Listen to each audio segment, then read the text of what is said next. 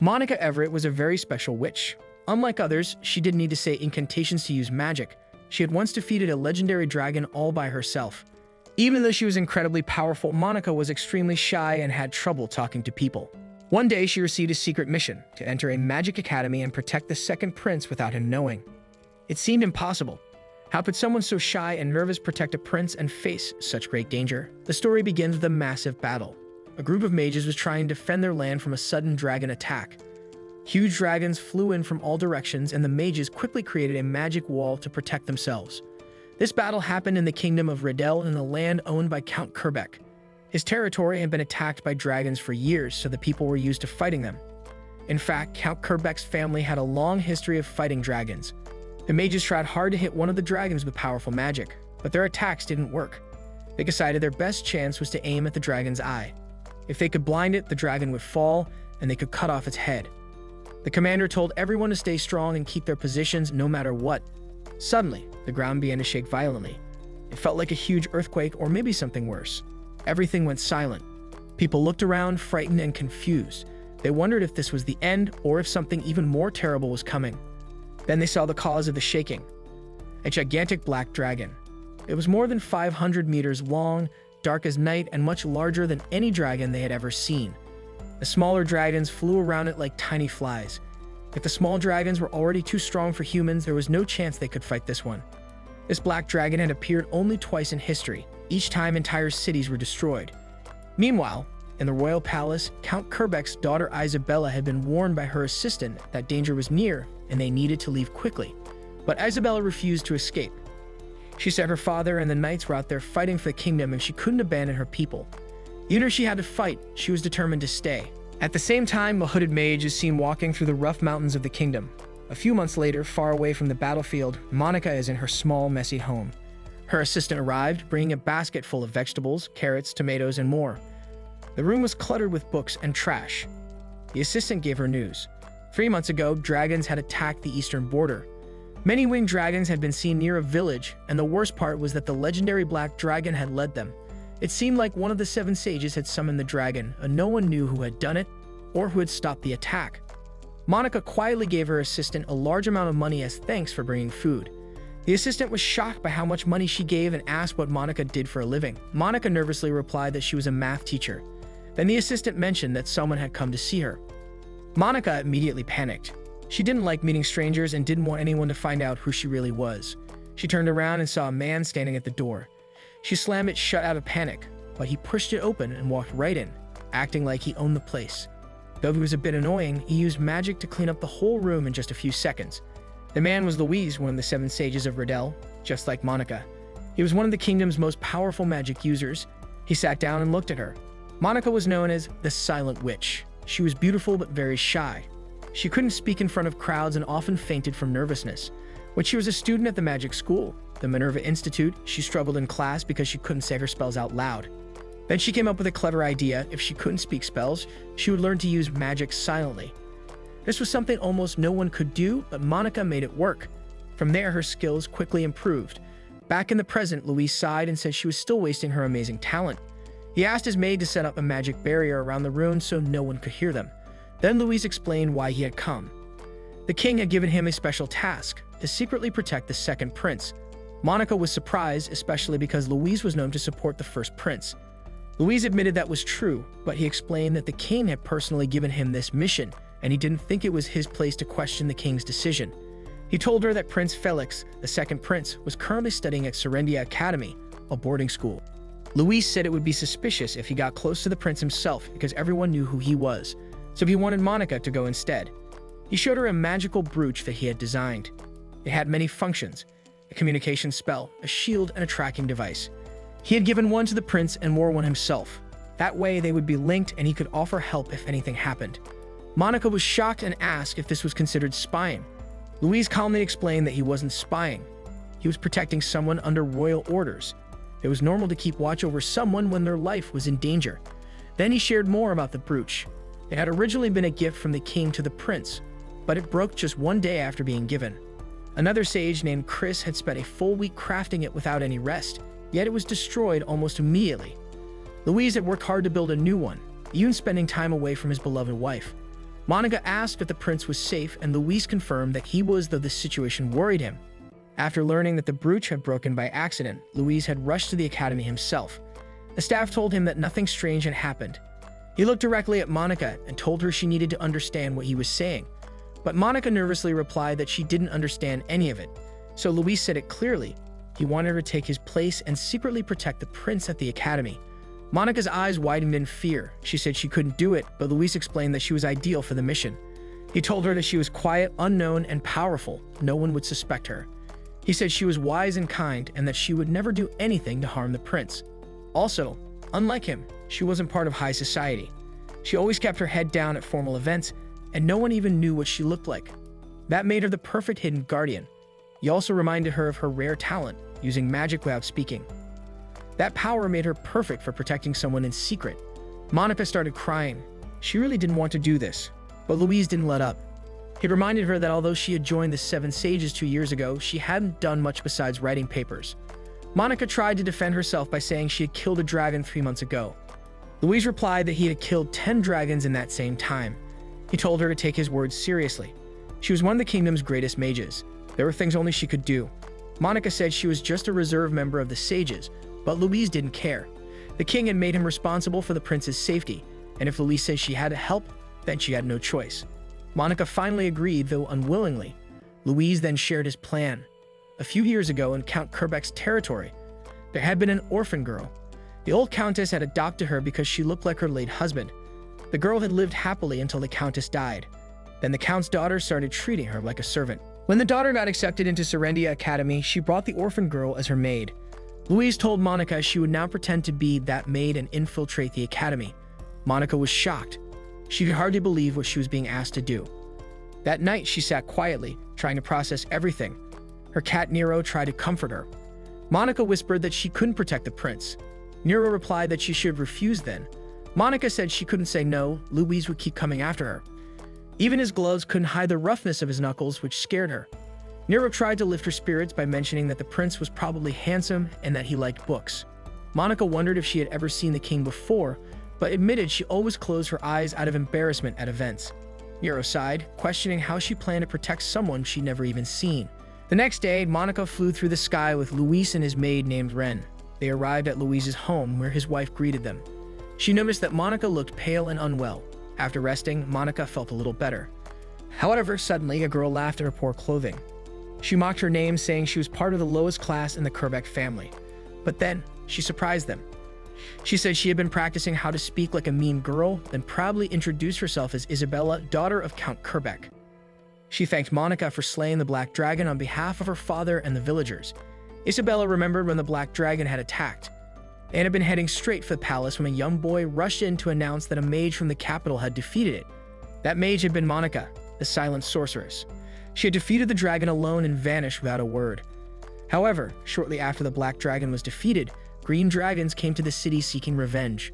One large dragon even landed on the palace roof. Just as it attacked, Monica cast a spell and defeated it with a single strike. Then she silently removed the dragon corpses with wind magic and disappeared once again. In the present, Isabella smiled. She said Monica had defeated not just the Black Dragon, but all the other dragons too, and all on her own. Now that Monica was going undercover at the academy, Isabella promised to act mean to her in public so no one would suspect the truth. All Monica had to do was focus on protecting the prince. The next day, Monica had a dream. In it, her father gave her a measuring tape. She smiled brightly and began measuring everything in their house from tables to windows. She felt proud and excited, like her father's little helper. But the dream ended and she woke up inside a carriage. The soft rocking reminded her of where she really was. She was on her way to Serendia Academy to begin her secret mission. It was an important job, and even though she was nervous, she knew she had no choice but to do her best. At the academy, Isabella was not happy. She was told that she would have to share a room with Monica. A staff member apologized, thinking Monica might be related to Isabella. But earlier that day, Monica had actually told the academy that she didn't want to share a room with anyone. She believed she couldn't live in such a situation because it made her uncomfortable. Isabella, hearing this, smiled and whispered that she would solve the problem in her own way, like a proper noble lady. Later, Isabella made a big scene in front of the staff. She acted surprised and upset about the room-sharing arrangement. A staff member panicked and quickly offered to find another room for her. Isabella dramatically said the attic would be fine, and if not, even the stables would do. Monica was taken aback by her act. When the staff left, Isabella gave Monica a quick wink, revealing it was all just a performance to help her. Meanwhile, in the student council meeting room, trouble was brewing. Aaron, the treasurer, was being investigated for changing the financial records over 30 times. The other members, Elliot, Bridget, Neil, and council president Felix, were all serious. Felix reminded Aaron that the only reason he was part of the council was because of a recommendation from his powerful grandfather, Duke Clockford. Aaron grew angry, insulted Felix, and tried to attack him. But before he could do anything, Cyril, another member of the council, used a freezing spell to stop him. He calmly warned Aaron that attacking someone on school grounds was a serious offense. That evening, Isabel was sad she couldn't stay with Monica. She had planned for them to have a tea party together, and now that moment was lost. As she walked through the academy, she saw Aaron being dragged away by the student council. He kept shouting that he was innocent. Isabella saw the group from a distance. She had met most of them before, except for Cyril. The next day in class, the teacher Victor introduced Monica. He reminded the students that Serendia Academy was meant for the elite, the best of the best. Monica remembered her past. She had been bullied before, and now the fear returned. She didn't say anything and quietly took her seat. The other students chatted, but Monica kept to herself. A girl named Lena approached Monica. She asked why Monica wore her hair in braids. Monica quietly replied that she didn't know how to style it any other way. Lana asked where she was from, and when Monica said she came from the city of Lynn, Lana started asking about fashion trends there. But Monica didn't know any. Lana then told her that in the royal capital, the latest trend was something called lipstick. Without waiting, she reached out and began styling Monica's hair. She told her not to move. When Lana finished, she showed Monica her reflection in a mirror. Monica was shocked. She hadn't said a single word during the makeover, but her appearance had completely changed. Later, Monica wandered through the academy, trying to stay unnoticed. She thought about what would happen if she failed her mission. Lewis, her superior, had warned her not to make mistakes. She had to try harder. She found a quiet spot and checked her lunch, a small portion of food. Just then, she bumped into someone. It was Prince Felix. Monica quickly tried to turn around, but Elliot suddenly appeared. He grabbed her arm and accused her of being a spy. She dropped her meal and, in the confusion, fell to the ground. Felix told Elliot to let her go. After learning that she was a new student, Felix kindly picked up her food, handed it back to her, and called her a shy little squirrel. While Monica was trying to thank Felix, something suddenly fell toward them from above. But Monica quickly used her magic to protect them. Elliot ran off to check what had happened. Felix then turned to Monica to ask if she was okay. However, Monica collapsed and passed out. When she woke up, Selma, a girl from the health committee, was by her side. She said Monica could return to her dorm after calming down. Back in her room, Monica lay on her bed, exhausted. Her talking cat Nero asked how her day went. Monica felt like everything had gone wrong. She almost cried. Nero told her not to give up and even suggested using mind control magic. But Monica refused. She believed the kind of magic was too dangerous and unfair to use on others. Monica felt guilty. Everyone had been kind to her, but she couldn't even properly thank them. Nero offered to help. He turned into a human to show he could be useful. But Monica screamed and ran away, startled by his transformation. Just then, they noticed a strange man hanging around the dorm area. Nero guessed that this person might be targeting the prince. Monica was shocked. She told Nero she had already met Prince Felix. That night, Monica dreamed about her father and the research he used to do. She asked if his research had been finished when he completed some formulas. But her father had only completed a small part. The research was huge and not many people found it useful, which surprised Monica because he had worked so hard. After waking up, Monica washed her face and looked at herself in the mirror. She realized she had never really cared for her hair before. She asked Nero what he didn't think was useless. Nero thought she was getting philosophical and proudly said he knew the word philosophy, asking her to praise him. He added that enjoying pointless things made life better since life is full of meaningless moments anyway. He quoted a writer named Dustin Gunther who wrote something similar in a novel. But Monica had been fighting hard just to survive, so she couldn't understand how to enjoy meaningless things. Then she remembered something her father said, the greater the challenge, the greater the joy. She realized she needed to challenge herself more, so she went to class and tried to talk to Lana. Lana was surprised to see Monica's new look and asked what happened. Monica said she had tried to fix her hair like Lana did the day before but couldn't do it right. She thanked Lana for helping her yesterday, but Lana said she didn't want anything in return like a headband. Monica then asked Lana to teach her how to do her hair properly. Lana laughed and Monica felt embarrassed but happy when Lana told her to sit down so she could help. Lana explained that the comb she used came from Ambiel and was decorated with tiny gemstones. But then she stopped and said her stories were boring and always sounded like rich girl talk. Monica admitted her own stories were boring too because they were all about numbers. Lana laughed and said that was strange but fun, and Monica laughed with her. When Monica saw her new hairstyle in the mirror, she was amazed. The way the braid was placed and the angle made a huge difference. Her hair looked beautiful, but Lana told her it wasn't about numbers, it was about feeling. Just then, Elliot entered the classroom. Everyone was shocked except Monica, who became very nervous and tried to hide. Elliot found her hiding and teased her, calling her a shy little squirrel.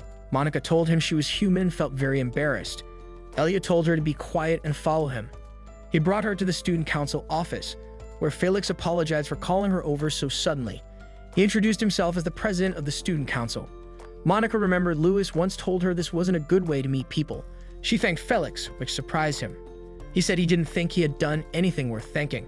She told him it was for picking up her food and giving it back to her, but he told her not to worry about it. Then she asked him why he had been sneaking around the dorm last night. Elliot was surprised. This was the first time he had heard about it. Monica explained that she had seen someone from her window who looked like him, but the person had a hood and she couldn't see his face. Felix argued that a lot of people had the same body shape, but Monica quickly grabbed some chalk and started writing on the board. She explained that the person in the hood had the golden ratio. She was good at estimating sizes and measurements just by looking, and she described the person's body with exact details. She said his head had a width-to-height ratio of 1 to 1.618, a ratio many people believe is the most beautiful.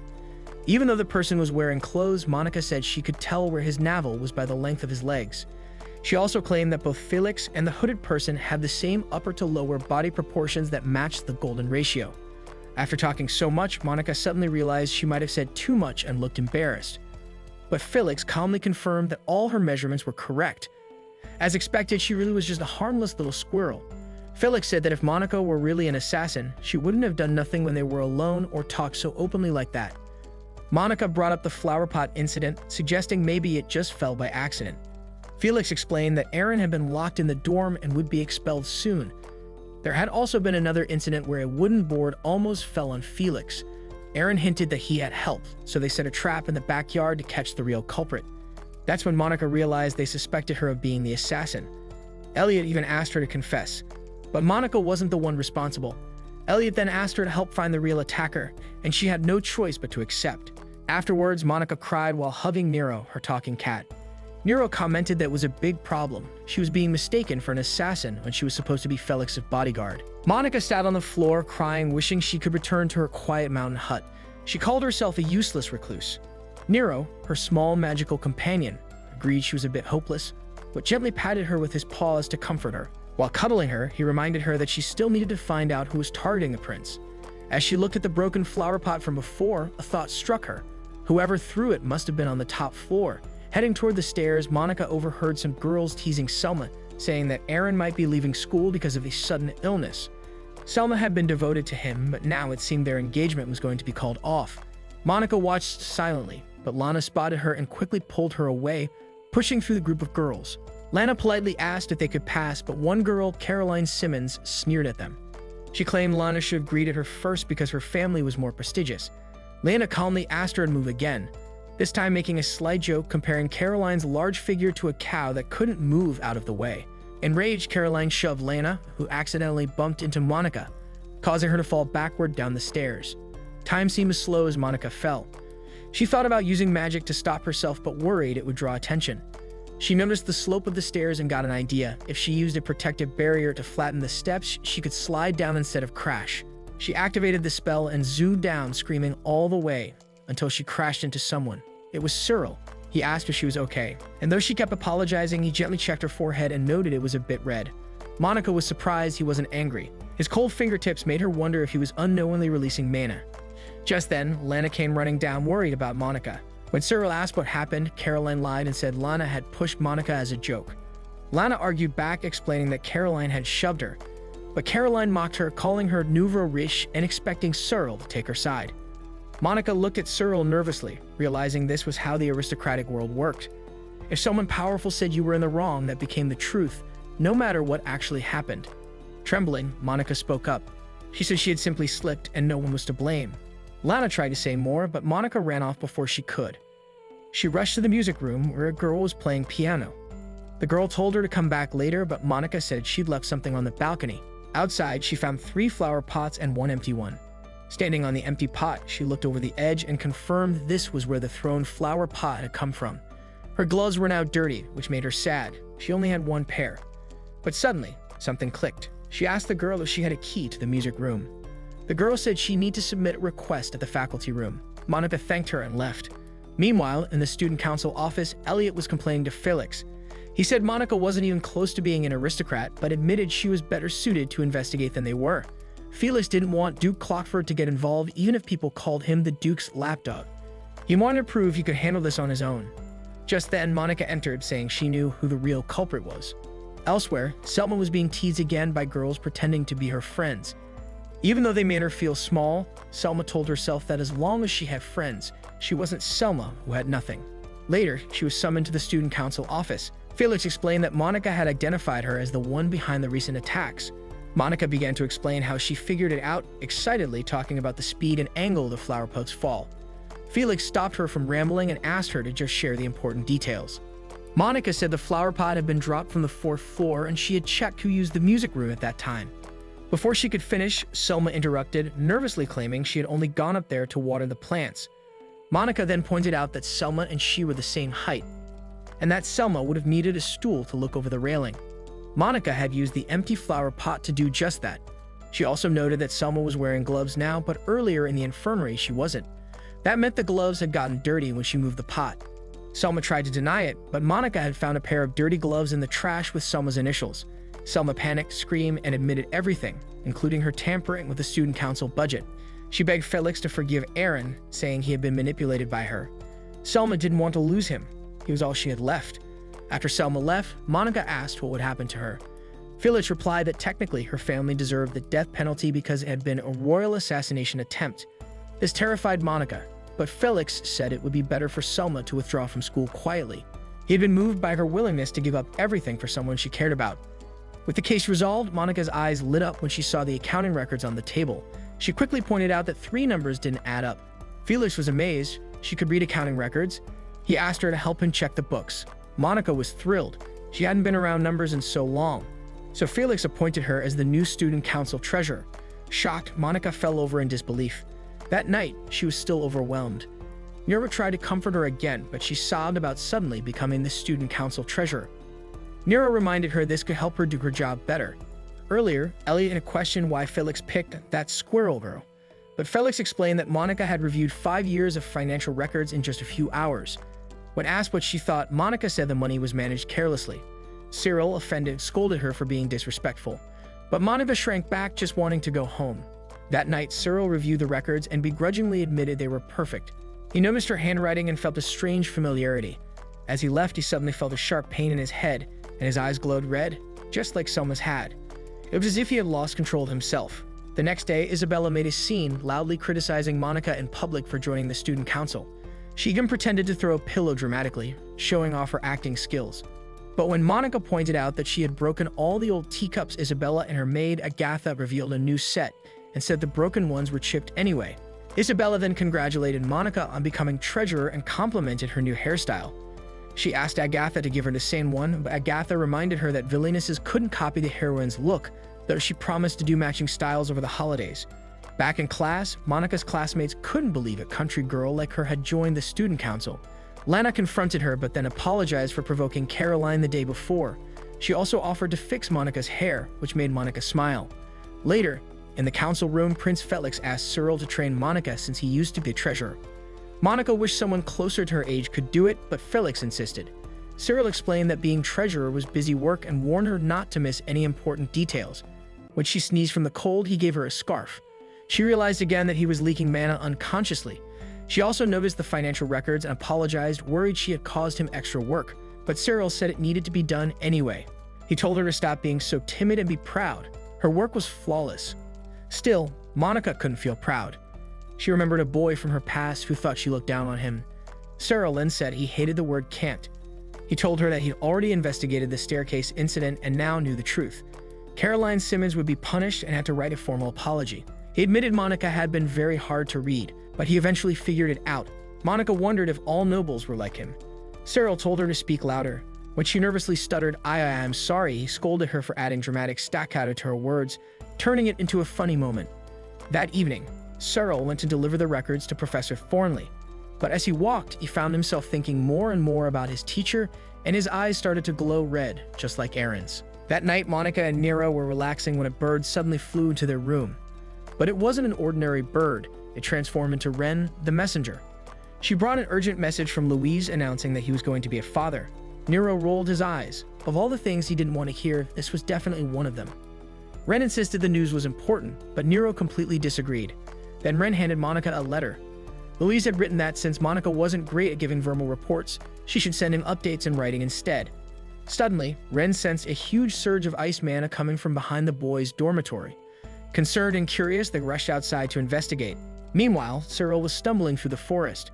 He had wanted to tell Professor Thornley the truth about the fake financial records, but now he was confused and unsure of himself. Overwhelmed, he dropped to his knees. Then his necklace lit up and a surge of mana exploded outward. His ice magic burst out uncontrollably, trapping him in frozen pillars. Monica, Wren, and Nero arrived quickly. Monica guessed that Cyril might be suffering from mana hyperabsorption, a rare condition where a person absorbs more mana than their body can handle. Those with the condition usually wore magical items to release the excess mana. Monica remembered seeing Cyril with the brooch before. Wren confirmed that this brooch had been keeping his mana stable. Nero dashed forward to remove it, but the brooch blasted him back with a powerful shot when he tried to pull it off. The ice continued to spread. Monica quickly put on her protective cloak and stepped closer to Cyril. He resisted, saying he couldn't give up the brooch because it had been entrusted to him by his father. Suddenly, Cyril attacked her with sharp icicles. Monica stayed calm and countered the attack with fire magic, all while shielding him with a protective barrier. As the ice grew stronger and surrounded his entire body, Cyril became lost in his thoughts. He remembered how his foster father had been the only one who ever accepted him. Just when it seemed like he would be completely frozen, Monica released a powerful wave of fire, breaking the ice and freeing him. When Cyril looked at Monica, he saw a flash of his mother's face. He remembered how she had never accepted him. His real father, a noble from the Marquis family, had been cruel and abusive to his commoner wife. After his father's death from drinking, Cyril had worked hard to help his mother. He felt proud when the House of Hightown adopted him, but his mother didn't seem happy about it. He believed that becoming a noble would finally make her proud. He made up his mind to keep working hard, for both her and his foster father. Cyril woke up to find Monica examining his brooch. Angrily, he demanded she give it back. Monica calmly placed it on his chest, and he fainted again. Wren praised Monica for handling the situation well. Monica had explained that she had added a protective formula to the brooch. Cyril's condition was dangerous, but if handled correctly, it could actually become useful for a mage. She asked Nero to keep an eye on him. Then she left with Wren, saying that this didn't seem like a simple case of mana overload. It felt more like mind manipulation, similar to what had happened with Aaron and Selma. They went straight to Professor Thornley's office. Before he could scold her for being out late, Monica quickly interrupted him and asked what he planned to do with the documents in his hands. She told him not to bother editing them as she had already memorized every detail. She explained that the Student Council's financial records had been messy for a long time, but 5 years ago, the embezzlement became harder to detect. The same year, Thornley became the Student Council advisor. Suddenly, the professor grabbed her arm and said that magical research needed funding. He began chanting a mind control spell to erase her memories. But Monica wasn't afraid. She pointed out that his spell was sloppy and easy to break. She then countered with a spell of her own, rewriting his magic formula in real time, something he had believed to be impossible. Glowing butterflies appeared around him, each one carrying a different formula. Before he knew it, the professor was trapped in her spell. For the next 24 hours, he would be stuck in a dream world of her creation. Inside the dream, Thornley wandered the school halls, thinking about how he needed to return the edited documents. He considered brainwashing the student council president too. But then a pig appeared and started eating the papers. More pigs arrived. Soon, he was surrounded. The pigs began singing a silly song about counting piggies while burying him under a pile of documents. Outside the dream, Professor Thornley was foaming at the mouth. Monica panicked, realizing that using mind magic on others was illegal. Wren quickly took charge, telling her not to worry. Louise would likely interrogate, or possibly torture, the professor and handle the rest. By the next day, the school was buzzing with gossip. Rumors spread that Professor Thornley had been arrested for using dark magic. Lana told Monica that one of the 7 sages was responsible for catching him. Monica froze, realizing how serious the situation was. Lana continued, saying the person who had arrested the professor was none other than Louise Miller. She began naming the 7 sages, the barrier mage, the starseer witch, the witch of thorns, and the artillery mage, but Monica cut her off by showing off her braided hairstyle instead. Meanwhile, Felix received a message from his water spirit familiar, Wildianu, who had checked on Cyril and reported that someone had carried him back to the dorm. Wildianu remained suspicious of Monica, since they still didn't know who she really was. Felix explained that he had left the student council keys out in the open as a test to see if Monica would take them, but she didn't. He wondered if she might be an agent from Duke Clockford or even a royal guard sent by the king. Jokingly, he said maybe she was an assassin. Wildianu didn't laugh. Felix reminded the spirit that his life only mattered until the next king was chosen, so he just wanted to enjoy things while he still could. In the student council office, Monica had fallen asleep from using too much mana. Cyril entered quietly and watched her for a moment. He noticed the feather in her hand and saw how small her hands were, the same hands that had helped him earlier. Then Felix walked in. Cyril panicked and quickly shook Monica awake to avoid any misunderstanding. Monica smiled sleepily when she saw that Cyril wasn't cold anymore. Felix gently fed her while she was still half asleep. Somehow, she managed to eat while dreaming. In her dream, Monica was writing a letter to Louise. She mumbled a congratulation on his wife's pregnancy, which made it sound like she was referring to Cyril.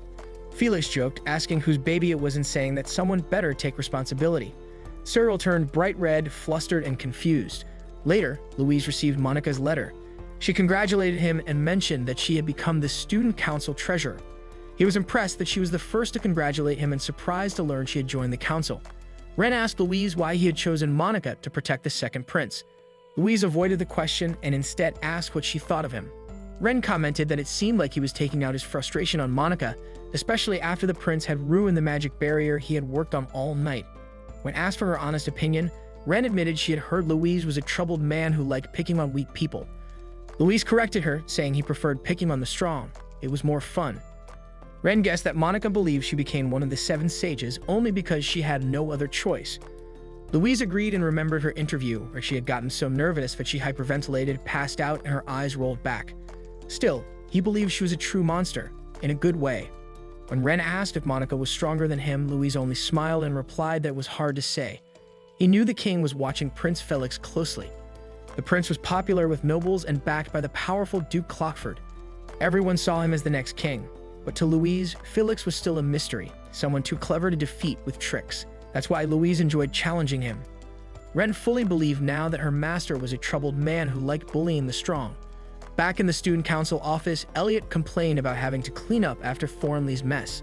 Cyril reminded him that with their trust broken, they had to stay alert. Felix asked Monica to greet the leaders of the school clubs on his behalf.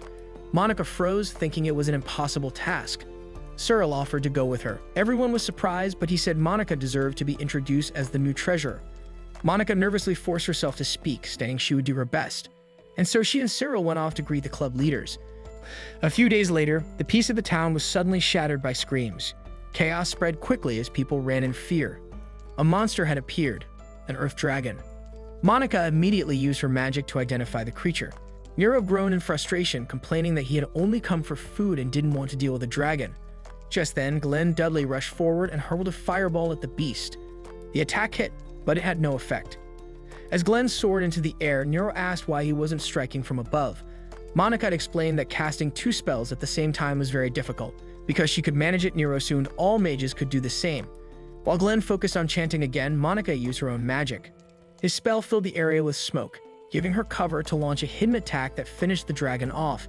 The city knights quickly gathered around Glenn, praising him for defeating the monster. Monica stayed quiet, watching as the crit went to him. With the fight over, she told Nero to move his heavy head off hers. But the cat boy only rubbed his head against hers more, purring as he asked for chicken as a reward. Before Monica could wonder if any shops were still open, vendors were already shouting that business had resumed. Humans, Nero thought, were surprisingly quick to recover. Monica, however, couldn't shake her doubts about herself. Nero tilted her head up and pointed out that she no longer seemed afraid of his human form. Monica hesitated, then admitted softly that maybe she had grown a little tougher. Meanwhile, in the teacher's office, Lindsay Pale was overwhelmed after being asked to take over Professor Thornley's class. Relief came when William Macragan, known as the Waterbite Mage, was introduced as the new fundamental magecraft teacher. William was an honorary professor at Minerva, the top mage academy. Even the Silent Witch and the Barrier Mage had studied under him before joining the 7 sages. Despite his fame, William sighed, saying being an honorary professor had been nothing but dull. Over in the student council office, Glenn asked Monica if she had already chosen her elective classes. She hadn't. Elliot then asked if she could play an instrument, since music was considered a noble art. Monica admitted she had no skill in that area either. Cyril, on the other hand, had been placed in the advanced practical magecraft class, which he considered a noble pursuit. He and Elliot exchanged sharp looks, clearly disapproving of each other's views. Out of nowhere, Felix mentioned Cyril's lovely singing voice, leaving him flustered. He explained that he had often overheard Cyril singing in the archive room and asked if he could hear him sing properly one day. Embarrassed, Cyril quickly excused himself to fetch some papers. Felix then turned to Elliot, praising his violin playing and suggesting he and Cyril perform together sometime. Since Monica still hadn't chosen her electives, Felix recommended magecraft. Unsure what to say, she remembered Louise's advice to simply respond that she would think about it in uncertain moments. When Felix offered to show her the class, she replied with that very phrase. Taking it as agreement, Felix said he would fetch her the next day, and so the following morning Monica walked quietly beside him. She asked if he also practiced magecraft, but Felix admitted he had no talent for it. Soon after, they encountered Neil and Glenn. Glenn looked delighted to meet the prince, and Monica recognized him as the one who had defeated the Earth Dragon. He introduced himself as a new transfer student and Neil's classmate. When Monica introduced herself, Glenn shook her hand so hard it startled her. He then offered them roasted chestnuts from the nearby town. Felix casually mentioned that an Earth Dragon had appeared there but had been slain by a passing mage. Glenn flinched but quickly acted as though he knew nothing. He then asked Monica which elective she had chosen, and Felix answered for her, saying he was taking her to magecraft class. Since Glenn and Neil were headed there too, they all walked together. As they reached the classroom, Monica told herself to stay calm, hoping no one would recognize her. But when the door opened and she saw Professor Macragan, all her courage nearly collapsed. Luckily, his poor eyesight made it unlikely he would notice her. Felix introduced them as 3 new students, and the professor simply told them to sit anywhere. Class began with Macragan's lecture. He explained that a mage's most important trait was their mana. A normal level was around 50, but reaching over 100 was considered remarkable. Those with 150 or higher could even qualify to join the 7 sages. Monica's anxiety grew worse when Macragan brought up the Silent Witch. Listening to him praise her achievements made her squirm. He even handed out the formulas she had created, ordering students to memorize them for the next exam. Macragan continued, explaining that someone gifted in mana manipulation could still use magecraft even without deep knowledge of formulas. Then he demonstrated the mana measuring device. Placing his hand on it, the crystal glowed blue with a reading of 160, showing his water affinity. Now it was the student's turn. Glenn's eyes lit up with ambition. If his mana was high enough, this could be his first step toward becoming one of the 7 sages. However, Monica remembered the last time she measured her power. It was 202, and she was still growing. While the other students lined up to measure theirs, Monica hid by the side. Just as she was about to slip away, Professor Macragan noticed her. He felt that she looked familiar. Before he could approach her, the device suddenly cracked under Glenn's overwhelming mana. Macragan groaned about the costs of repairing it, and in the commotion, Monica quietly slipped away. At a safe distance, she recalled the reading. Glenn's mana level was over 250. Even among the 7 sages, only 2 people had ever reached such a level. Suddenly, someone shouted, "I lost." Curious, Monica went to see what was happening and found students gathered around a chessboard. She had no idea what the game was. Elliot appeared behind her, making her jump. Noticing her confusion, he grabbed her arm and pulled her closer to watch. When Monica asked how someone could win, Elliot laughed and explained that the goal was to capture the king. He said chess was like war and nobles learned it to study strategy. But when Monica began discussing real war tactics, the other students stared at her in shock. To her, the game seemed simple. Elliot, feeling confident, decided to play without his queen and let Monica go first. When she asked if he was sure, he noticed she had already realized the advantage of the first move. The match began. The other students crowded around to watch. Soon, Elliot grew nervous. Monica was pressing him hard. He saw a chance to win using the castling technique, something he hadn't taught her yet. When he made the move, Monica immediately realized she couldn't win. She admitted defeat. Just then, a huge man approached their table and asked Monica's name. Terrified, she stammered until Elliot calmly said it for her. The man handed her a letter urging her to attend class. Back in her room, Monica sat stunned. Nero patted her hand with his soft paws, trying to comfort her. She couldn't possibly attend the magecraft class. It was taught by Macragan. Crying, she asked Nero what she should do. He only offered his little paws to soothe her. The next day, Monica replayed her chess moves in her head. She had actually enjoyed the game. Elliot came over and interrupted her thoughts by asking Cyril about a strange drawing. Cyril explained it was supposed to be a bull and a wheel, the crest of a merchant, but it looked nothing like it. He told Elliot he was trying to copy the Abbott Company's symbol. Looking at it, Monica saw how far off it was. Monica then quietly sketched the actual Abbott Company crest. Seeing her drawing, Elliot asked Monica to come with him to meet the merchants. As they left, Cyril watched and Bridget teased him for being overprotective. Outside, Elliot felt uneasy and regretted using the castling move during the chess game, thinking it was disgraceful for a noble. When he tried to mention it, Monica suddenly said that the crest was different. The one displayed nearby had 10 axles instead of 12. Elliot asked if she was sure. Monica assured him she never forgot what she saw. He told her to fetch the guards while he stalled for time. But before she could, the fake merchant pulled a dagger. Elliot declared it his duty as a noble to protect the commoners. As he rushed forward, Monica cast lightning magic on a horse, sending it rampaging. The animal knocked the imposters to the ground and she quickly put them to sleep. Unfortunately, the horse was still out of control and charged toward her. Monica screamed, frozen in fear. Elliot ran to protect her, but another girl appeared and calmed the horse in an instant.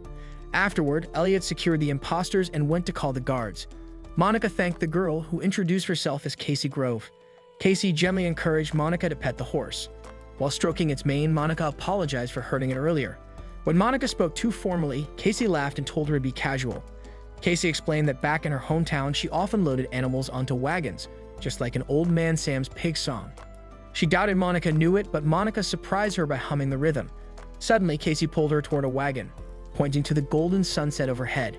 She asked if Monica would like to take horse riding lessons together. Monica hesitated, worried about her poor coordination, but Casey assured her that beginners were welcome.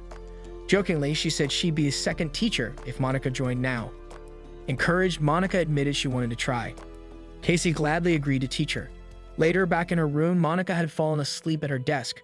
Nero noticed the papers nearby. She had signed up for chess and horse riding as her elective lessons. In her office, Lindsay sat nervously, worried about the students. Anyone accepted into the academy should at least know how to dance, she thought. But clearly, that wasn't the case. On the practice floor, Glenn twirled Monica so fast that she begged him to stop. By the time he finally let go, she was already rolling across the ground, too dizzy to stand. Neil frowned, saying they needed to figure things out before the retest. Casey stepped in with a practical idea. They would switch partners until everyone learned the steps. She paired herself with Glenn, while Neil took Monica's hand and began guiding her through the dance. A little later, Lana appeared, offering to play the piano for them. When Glenn asked Monica if she was friends with Lana, Monica admitted it without even realizing what she had said. As practice went on, Neil privately told Felix that Monica's chance of passing the retest would depend entirely on how much they practice. Cyril, overhearing, muttered that if Neil was speaking this frantically, the situation must be a complete disaster. Despite their doubts, Felix remained confident. He gently lifted Monica's chin and told her he'd expected her to succeed.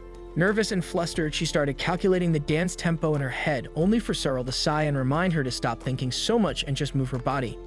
That night, Nero was helping in his own way. Massaging Monica's back with his paws, he explained that he had read about dancing in books and assumed it was some kind of contest to see who could step on their partner's feet the most. Monica tried to explain otherwise, but he only looked more confused. Felix's encouragement made Monica think of her father. He had lived his life trying to meet the expectations of others, searching for cures to human illness. But in the end, he was accused of heresy and burned at the stake. Monica, who had inherited her father's love of research, discovered enchanted magecraft by chasing after those expectations. Yet she wished no one expected anything from her at all. She longed to return to the peace of her mountain hut, surrounded by nothing but numbers. Still, she couldn't ignore the friends she had made. Thinking of them gave her the sudden determination to practice dancing more seriously. Nero transformed into his human form and offered to partner with her. Monica doubted he could dance, but to her surprise, he moved with effortless skill. She, on the other hand, kept stepping on his feet and kicking him. The next day, Lindsay announced group assignments for the upcoming tea party, a compulsory lesson like ballroom dancing. Isabel was thrilled and immediately promised to help Monica succeed. She explained that tea parties were about personal taste. There was no wrong choice as long as no two people served the same kind. Isabel asked Monica to investigate what the others in her group planned to bring. Monica learned that Lana and Casey were with her, but she didn't recognize the fourth member.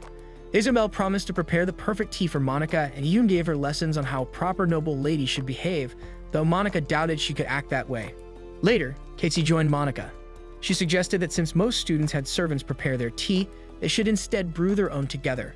She also placed name tags on their tea so no one would mix them up. When the bell rang, Casey urged them to hurry before Claudia, the forgotten fourth member.